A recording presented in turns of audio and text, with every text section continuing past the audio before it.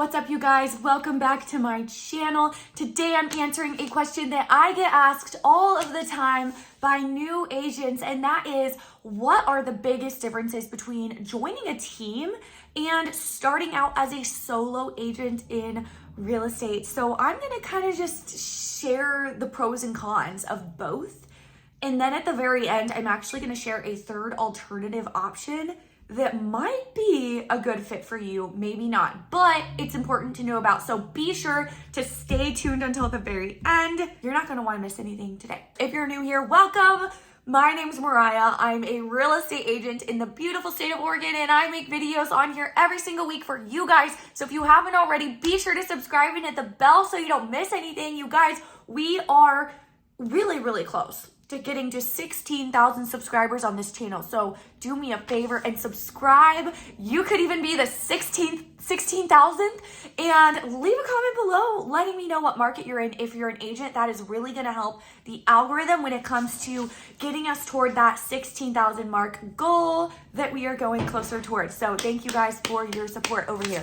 Okay, so the first thing to know when it comes to should you join a team versus should you be a solo agent is, when you join a team, this could look very different from one team to another. I just had a call with a sweet agent friend who is in our network at the company that we're with, Real Broker. I am always happy to do, accountability calls or just like brainstorming sessions with these agents that are with us at this brokerage. And she was telling me how she got an offer from a local team to be part of their team, but they weren't going to be offering her anything. They were not going to be giving her any training. I think they did like maybe once a month an in-person sales meeting, but that was it. They didn't do any training. And this team was with our brokerage, by the way, because backtrack real quick.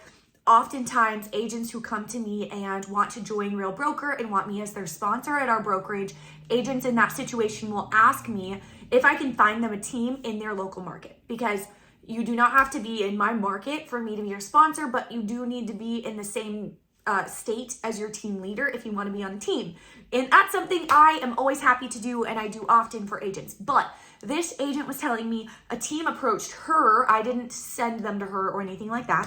And they asked if she wanted to be on their team. They're with our brokerage in her state. Okay, a little bit of background. And she was saying that they were not going to offer her anything. No training, no leads, no nothing. But of course, when you're on a team, they're taking more of your split. So your split's not going to be as good as it would be if you were a solo agent. And there are some instances when being on a team would actually be a really good idea. But I just want you guys to understand up front, being on a team will look very different from one team to another. I have heard of teams who offer their agents leads and they give them very consistent leads. I have heard of teams who do weekly trainings with their agents. I know of teams who are, constantly doing fun things with their agents, if that's your vibe, all of that. I know teams who require you to work in their office for a certain amount of time during the day, or who require you to do a certain amount of sales calls a day or whatever. So every team structure is gonna look so different. I will say, if they're giving you leads, they're probably not great quality leads. It's probably like Zillow leads. And if they're giving you leads, it's probably going to be a even less desirable split. Like, they're probably going to take a really big chunk of what you're making from those leads. Now, if you're starting out and you don't think you're going to succeed as a solo agent, starting out as a solo agent and getting kind of crappy Zillow leads and having a crappier commission split because you're giving more of your split to your team leader is better than starting out and getting no business at all and having a good split, if that's the route that you're gonna go. When you get your real estate license, you are an independent contractor. You are running your own business. Being on a team, you're still technically an independent contractor. It's still your business, but you're gonna be doing a lot of work to grow that team, grow the team leader's name and brand and all of that. So that is one thing to be aware of. It's not always a bad thing. I think it can be a really great way to start out if you want the mentorship. If you're on a team who's going to give you that mentorship, it can be a fantastic way to begin. if your team leader is going to take you to open houses and sit with you in person and hold your hand while you write contracts, and you want those things, it could be very valuable. I know for me, I am extremely, extremely independent, and I work good by myself, if that makes sense. I'm a self-starter. I don't need anyone to motivate me, and I definitely don't want anybody telling me what to do. I did not start on a team. I started as a solo agent. I think there would have been a lot of benefits if I would have started on a team, if it was the right team, but I'm also thankful for the journey that I was on, not being on a team, because being a solo agent, having no leads given to me, really forced me to figure it out and learn how to lead generate and go get leads by myself, which is the most important skill to have as a realtor. At the end of the day, it can be great to start out on a team. And I'm not saying this is a bad idea. I think it's a good idea to start out on a team in some instances if it's the right team and a right fit for you. However, I do think it's important to know that eventually you're probably going to want to leave the team. You're probably not going to want to be on the team for the next 10, 15 years in your career. And then you're going to get off the team. You're going to need to know how to get business. I'm really glad that I was forced to learn the skills that I learned: cold calling, door knocking, lead follow-up, all of those things. I was just thrown in there and forced to figure it out and learn those things. And yes, if you're on a team, you can still learn those things and maybe have a little bit of more mentorship, but there's so many resources out there nowadays. The Real Academy, if you're with Real Broker, the masterminds going on, I won't get into those, but those are great resources. There's so much training on YouTube like this. I've got a podcast link below. There's so many books, so many things you can lean into that are really clear blueprints on how to get business. So many people have had successful real estate businesses and showed you online exactly how they did it. And if you follow everything that they're saying to a T, your business will work out too, is what I'm trying to say. So there's totally benefits to joining a team, but someday you're probably going to leave that team, and then you're going to have to figure it out on your own. How do I get business? The way it works in real estate is if you stop prospecting one day, you stop lead generating, the leads stop coming in. You're going to have to learn how to get leads for yourself eventually, someday anyway. So there can be a lot of value to starting on a team. Starting as a solo agent does give you more independence. At the end of the day, if you are getting into real estate, no matter if you are joining a franchise brick and mortar brokerage, or you are joining a cloud-based brokerage, or if you are joining a team, joining as a solo agent, no matter how you are joining the real estate industry, it is a learning curve. It's going to be hard at first. There's a lot to learn, and it seems very overwhelming. I remember I was at a brick and mortar franchise brokerage. Everything was in person, okay?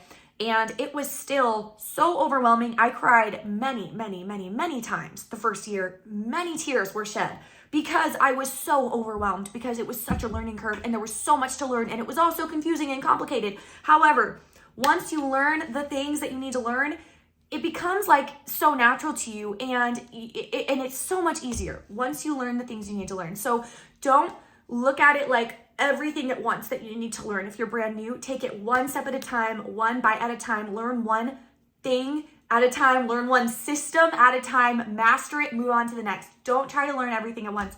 But what I was trying to say was, no matter how you're starting real estate, you have to be a self-starter. Nobody's going to hold your hand. Nobody's going to give you business, at least forever. You are starting your own business. It is up to you. It's a beautiful thing because there's no glass ceiling. It's up to you how and how often and when you want to work, how much money you want to make. It is in your hands, okay? It's up to you. But it's a blessing and a curse. So just know you got to be a self-starter no matter where you're starting at. It is all up to you. And there's going to be a lot to learn and a learning curve no matter what. Thankfully, there's so many resources nowadays on even just on YouTube. For example, you're learning your CRM system. Well, there's probably a million videos training you how to use your CRM system on YouTube. I would say we have it really good in that way. Okay, so I promise you guys the last little bit of an alternative option, not a team, not just a solo agent. This is called a mentorship program. So my brokerage, Real Broker, offers this mentorship program. It's not going to be for everyone, but I think it's a really good option. And here's why. So what this looks like is you can choose, and if you want me to send you more information on this, I can email you a link to a page with more info for your state specifically. So shoot me an email, email's in the description. But basically, this mentorship program is where you can see a list of mentors in your state on the website that I can send you. And you can choose which one you want to work with or interview to work with, see if you guys would be a good fit. Each mentor is going to do things a little differently and have different skills to share with you. Some of the mentors are strictly contracts, they're not helping you with anything else.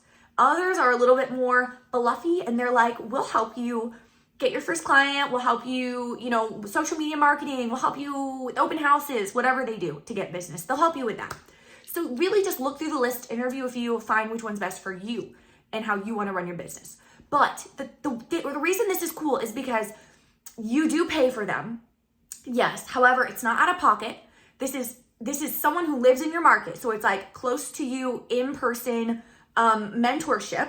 However often you two decide on, you'll meet, whatever.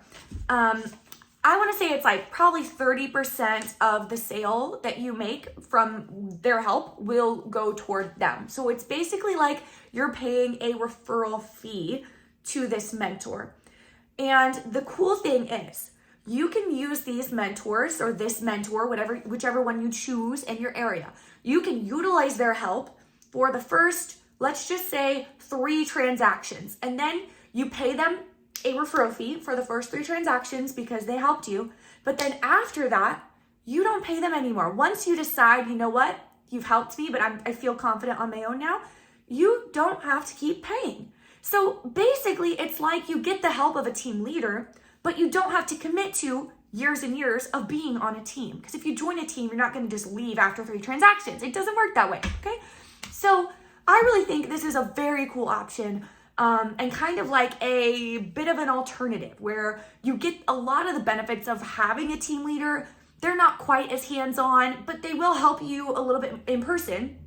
Some more help than others. They will help you though a little bit in person. You'll pay them out of the sale of your closings. But then once you don't need their help anymore, however many transactions in that ends up being, you don't have to keep paying them and you get to be a solo agent.